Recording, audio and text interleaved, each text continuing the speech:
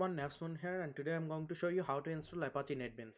Go to Google and search NetBeans, then go to this website, then click on download, then click on this one.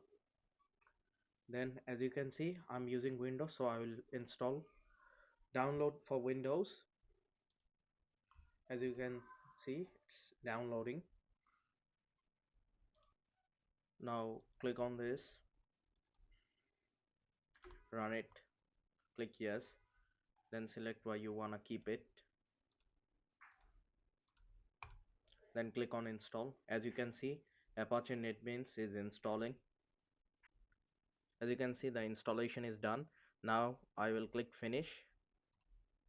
As you can see, Apache NetBeans is running right now.